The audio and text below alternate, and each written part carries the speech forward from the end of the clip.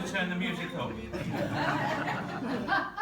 Hey. Can I just say this is very, very unusual. I'm ringing Bob right at this moment in time, and normally his phone is on. Oh, it's on, and I can feel it right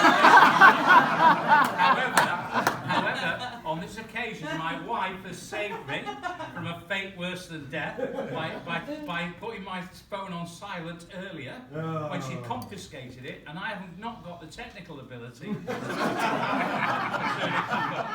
Wives are great. Yes. This is going to be good. Everybody should have one. Ladies and gentlemen, under normal circumstances, this being the most important toast, it's normally done by the best friend of the groom. So I now hand over to Chuck.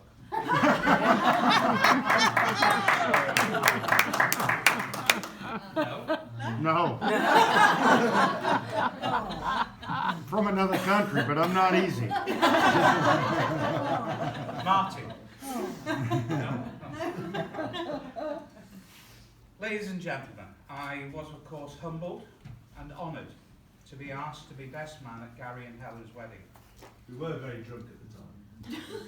But I am sure, like me, you're wondering why on earth he chose me to do such an important job. Well, I can only tell you that last week, after the stag stroke hen do, Gary went off to bed, leaving me drinking wine alone in his kitchen. It was there that I found his handbook, How to Organise a Successful Wedding. Under the title of How to Choose a Best Man, it said, the best man should be shorter, fatter, older, and not as good looking as the groom. He should not have the first clue about public speaking, so as not to overshadow the groom who has to go before him. Well, 3 out of 4 is not bad.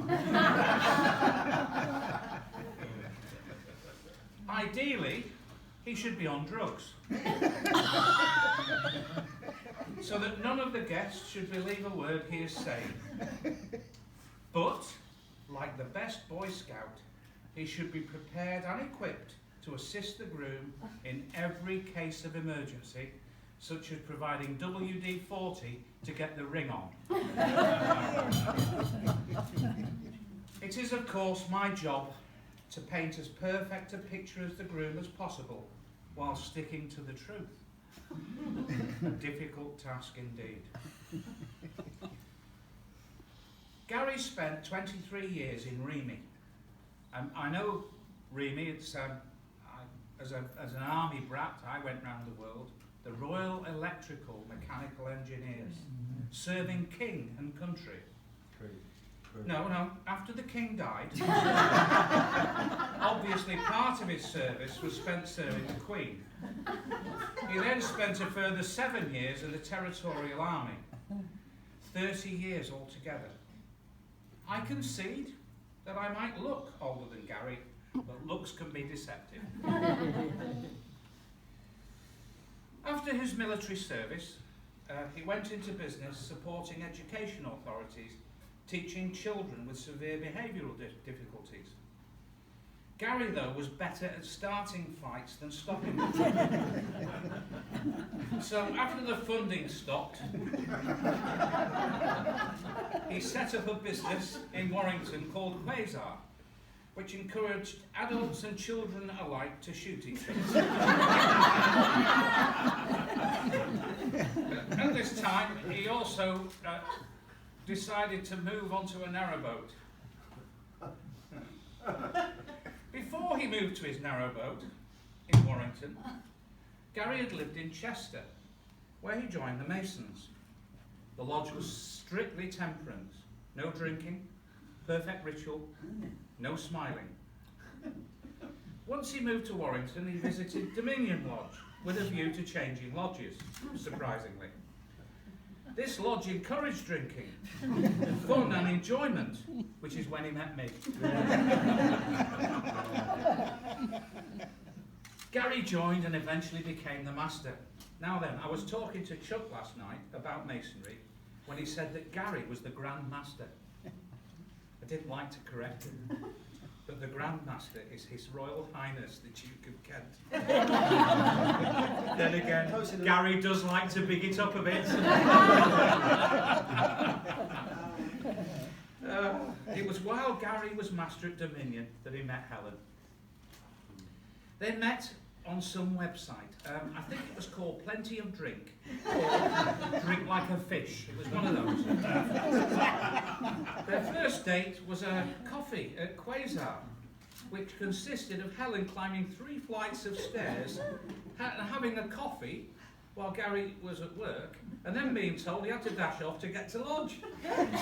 It must have been the first Friday in November. On their second date, Gary pushed the boat out and took her to an expensive restaurant, McDonald's. Surprisingly, their romance waned after a month and they went their separate ways. I think that was the point when Gary's mum, Christy, took him to America to cheer him up from his depression. He missed a lodge meeting as well, and we were all very disappointed. In the February the following year, there was a solar eclipse. This must have had an effect on Gary, you know, similar to that bull with werewolf thing. Because he sent a romantic text to Helen. It said, "Happy eclipse." Sent it to everybody. Yeah, sent to all, Michael Matthews. Which led our happy couple to the place we are today. They teamed up perfectly. Helen helping Gary with his ritual and loving the narrowboat. They went out to Dubai to visit friends, and Gary surprised Helen with a one-night stay in the world's most expensive hotel. I'm getting emotional now. Things were going well. What's the name of that hotel, Bob? No. Yeah, the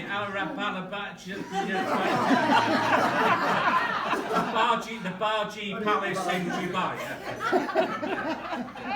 Thanks for that, mate. Yeah. I thought I'd got away with it. Things were going well. Gary sold his business, Helen sold her house, and they moved to the schoolhouse. The proposal was just meant to be. Gary decided to propose on the banks of a beautiful tarn in the Langdales. But this meant an arduous walk, stroke, mountain climb to get there. In their relationship, they had challenged each other on different occasions to do stupid things. And Gary used the opportunity, knowing he wanted to propose to Helen, to challenge her to get up this mountain and down to this tarn. They set off walking on the hottest day of the year, clad only in t-shirts, etc. Because they had more than t-shirts on, you understand. Just one layer is what I should have said. As they got higher, the temperature dropped, the mist descended, and that fine rain came. You know the sort, it's not that bad, but you get soaked wet through. The walk got harder, and Helen got tetchy. Gary, I'm getting fed up with this now. We're nearly there, said Gary. Look, it's down there. She looked down at the tarn beneath, and realising that she'd have to climb back up again, said, "You must be joking," or words to that effect. Gary's hope of proposing while dipping his feet in the water of the tarn or kneeling on the grassy bank were dashed. But quick thinking, he dropped to his feet he dropped on one knee on the cinder track, damaging himself, pulled out the ring and asked if she was up for one final challenge. She said, absolutely not. I want to go home and you can put that away. So he put it away and he also put the ring back in his pocket.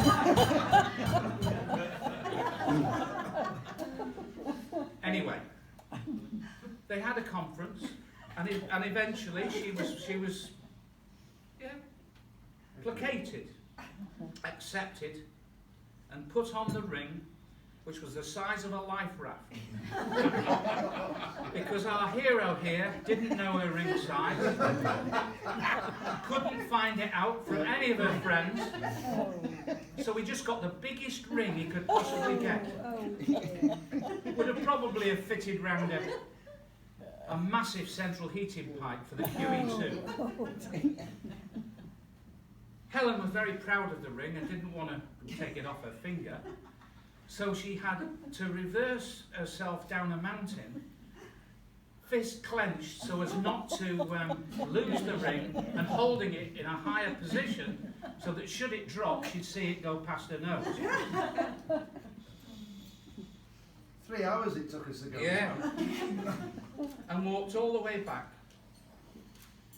Ladies and gentlemen, Gary and Helen in my eyes are the perfect couple.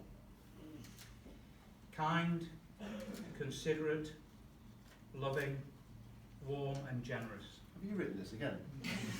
A couple who have lived 2 lifetimes to find each other and who deserve nothing more than happiness.